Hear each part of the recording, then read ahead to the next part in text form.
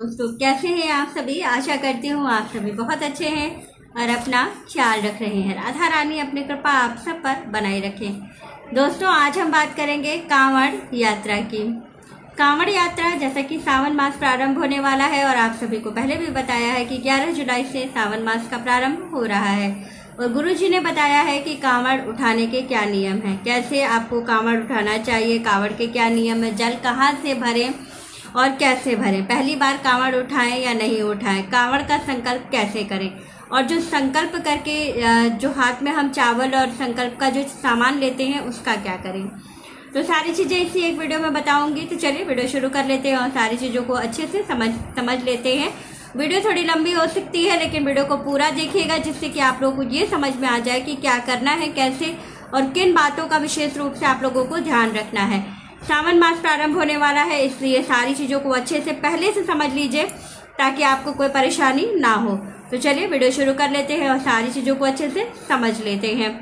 तो सबसे पहले तो हम लोग ये जान लेते हैं कि कांवड़ का क्या नियम है, कांवड़ क्यों उठाया जाता है। बहुत से लोगों का ये क्वेश्चन होता है कि कांवड़ क्यों उठाया जाता है। तो देखिए जो सावन का महीना है ये शिव जी को समर्पित है, ये सभी को पता है क्योंकि सावन के मास में ही समुद्र मंथन भी हुआ था और उसमें से जो विष निकला था वो जो विष निकला था उसको जो है भगवान शिव ने हलाहल विष का पान किया था जिससे उनको बहुत जलन हुई थी गले में और इसीलिए जो है उनको विशेष रूप से ठंडक पहुंचाने के लिए जल से अभिषेक किया जाता है। जब उनको बहुत ज़्यादा जलन होने लगी थी इसी दिन गंगा मैया तुरंत उनका अभिषेक करने के लिए आई थी। और देखिए जितने भी जहाँ 12 ज्योतिर्लिंग जो हैं सभी जगहों पर इस समय हर जगह गंगा जी बढ़ जाती हैं और वो आती हैं शिव जी के मंदिर तक, इसीलिए आती हैं। वो कहा जाता है कि वो शिव जी का चरण पखारने आती हैं। तो ये एक विशेष नियम है, एक पद्धति है जिसके तहत गंगा जी स्वयं आती हैं शिव जी का अभिषेक करने के लिए, इसीलिए गंगा जल का बहुत महत्व है सावन के महीने में। तो ये तो बात हो गई आपके सावन की। अब हम विशेष रूप से बात करते हैं कांवड़ की। कांवड़ अगर जो लोग उठाते हैं उनको एक विशेष बहुत ही महत्वपूर्ण नियमों का पालन जरूर करना चाहिए। कौन कौन से नियम लगते हैं जो लोग कांवड़ उठाते हैं। तो जो लोग कांवड़ उठाते हैं पहले तो कांवड़ उठाने अगर आप कोशिश करिए 12 ज्योतिर्लिंग में अगर आप जाते हैं दर्शन के लिए या जल चढ़ाने के लिए तो कोशिश करिए कि पहले से चले जाइए ताकि भीड़ भाड़ में बहुत ज़्यादा परेशानी आपको ना हो और आराम से आप जल चढ़ा सकें। साथ ही एक चीज़ का विशेष रूप से ध्यान रखें कि जो कांवड़ का जल होता है ये किसी पवित्र नदी या सरोवर का ही होना चाहिए, लेकिन जो भी हो बहता हुआ जल होना चाहिए। एक जगह रुके हुए जल का पानी या किसी जैसे कि होता है ना कि कोई कुंड का जल आपको नहीं चढ़ाना है, जहाँ लगातार जल का प्रवाह होता रहे वहाँ का जल आपको लेना होता है। जैसे कि गंगा नदी, क्षिप्रा नदी, नर्मदा नदी, इन नदियों का जल विशेष रूप से बाबा भोलेनाथ को चढ़ाया जाता है। घर से अगर आप अभिषेक के लिए जो जल लेने जा रहे हैं अपने कांवड़ में तो घर से पहले नहा धो के स्नान करके साफ स्वच्छ कपड़े पहन कर ही जाएं जल भरने के लिए। फिर वहां पहुंच करके फिर से स्नान करें, कांवड़ का जल भरें और संकल्प लें।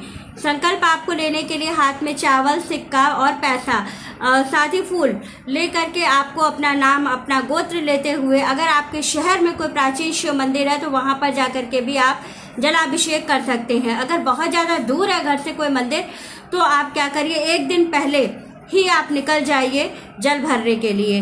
क्योंकि जल भरने के लिए आप घर से किसी वाहन से जा सकते हैं लेकिन जब आप जल भर लेंगे और जब तक जल चढ़ाएंगे नहीं तब तक आपको वाहन से नहीं जाना, वहाँ तक आपको पैदल ही जाना होता है।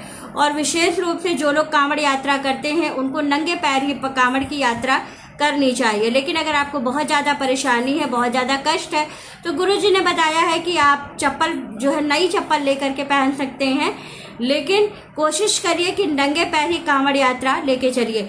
जो लोग कांवड़ उठाते हैं वो लोग बोल बम का नारा लगाते हैं या तो ओम नमः शिवाय का जप करते हुए ही आगे बढ़ते हैं। जो लोग कांवड़ यात्रा करते हैं वो कुछ बातों का विशेष रूप से ध्यान रखें कि उन्हें कौन कौन सी गलतियाँ नहीं करनी चाहिए।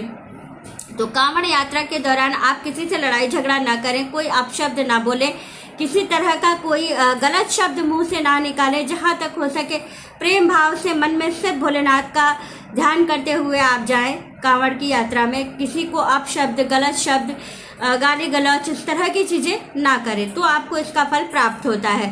साथ ही जब आप घर से कांवड़ लेकर के निकलें तो अपने घर का जो मुख्य द्वार है उसका जो दीवार होता है, दोनों साइड की दीवार पर आपको स्वास्तिक का निर्माण जरूर करना चाहिए। तभी आपका जो कांवड़ यात्रा है वो शुरू होता है वहाँ से, और जब आप लौट कर आते हैं तो फिर वहीं पर जो जल आप लेकर के चढ़ाने के बाद फिर से जल भरते हैं और लेकर आते हैं, तो वो जल दोनों स्वास्तिक पर छिड़क के ही आपको अंदर प्रवेश करना होता है, तभी आपका जो कांवड़ यात्रा है वो पूरा होता है। अब साथ ही एक चीज़ और है कि पहली बार कांवड़ उठाए या नहीं उठाए। तो देखिए, कांवड़ उठाने के लिए कोई नियम नहीं है कि आप पहली बार कांवड़ उठा सकते हैं या नहीं। जिस साल अधिक मास या 2 मास होता है उस साल हम लोग जो है कांवड़ उठाने से मना करते हैं, क्योंकि वो जो मलमास होता है वहाँ पर वो शुभ नहीं होता है। तो इसलिए कहा जाता है कि अधिक मास या 2 मास में आपको कांवड़ नहीं उठाना चाहिए। इस साल अधिक मास या 2 मास नहीं है, तो आप कांवड़ नए सिरे से अगर उठाना चाहते हैं तो ज़रूर उठा लें।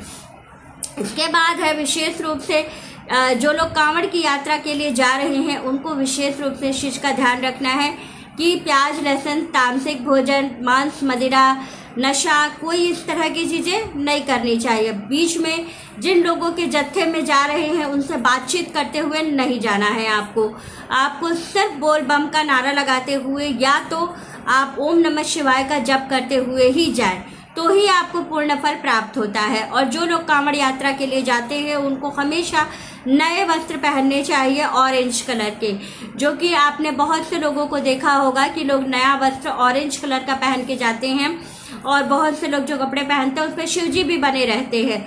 लेकिन कोशिश करिए ऑरेंज कलर का कपड़ा तो हो लेकिन उस पर शिव जी बने हुए नहीं हो, क्योंकि ये शुभ नहीं होता है। जब आप कपड़ा उतारते हैं फिर उसको आप धुलेंगे बाथरूम में, तो भगवान का जो स्वरूप है वो धुला जाएगा साबुन से, सर्फ से, और फिर वो पानी बह के नाली में जाता है। तो इस चीज़ को हम लोग शुभ नहीं मानते हैं, इसलिए इस चीज़ का विशेष रूप से आप ध्यान रखें कि ये कार्य ना करें। तो इसका आपको ध्यान रखना है विशेष तौर पर। और जो लोग कांवड़ यात्रा नहीं कर पा रहे हैं और पूर्ण फल पाना चाहते हैं वो क्या करें? तो आप क्या कर सकते हैं, जो कांवड़िए जाते हैं उनके लिए आप भोजन की व्यवस्था, पानी की व्यवस्था, मीठा और पानी की व्यवस्था, शरबत की व्यवस्था, इस टाइप की चीज़ें आप कर सकते हैं। जो लोग कांवड़ लेकर के जा रहे हैं उनको इस चीज़ का ध्यान रखना है कि पूरे टाइम खाते पीते हुए उनको नहीं चलना है। तो मतलब ये है कि आप जहाँ तक हो सके फलाहार वाली चीज़ें खाएं, लेकिन आपको अनाज वाली चीज़ें जैसे कि प्याज, लहसुन वाली चीज़ें, ये सारी चीज़ों को परहेज करना चाहिए। और जिस दिन आपको जल चढ़ाना है, यानी कि अगर आप सोमवार के दिन अगर आप जल चढ़ा रहे हैं तो आप विशेष करके कोशिश करें कि एक दिन पहले आप निकल जाएं और सुबह जल्दी पहुंच करके लाइन में लग जाएं। लाइन में देर लगे तो किसी से लड़ाई झगड़ा नहीं करें, किसी से टेंशन नहीं करें, एकदम शांति से खड़े रहें, बोल बम का नारा लगाते रहें और ओम नमः शिवाय का जप करते रहें। जितनी देर आप बाबा के दरबार में खड़े रहेंगे उतनी देर आपको इसका लाभ मिलता रहेगा। तो ये सारे नियम आपको ध्यान में रखने, क्योंकि ये सारी चीज़ें गुरुजी ने, पंडित प्रदीप मिश्रा जी ने अपनी वीडियो में बताया है कि कौन कौन से नियम का हमें पालन करना चाहिए जब हम कांवड़ यात्रा के लिए जाएं। तो वीडियो अच्छी लगे, जानकारी अच्छी लगे तो वीडियो को लाइक, शेयर और सब्सक्राइब ज़रूर कीजिएगा। राधे राधे दोस्तों।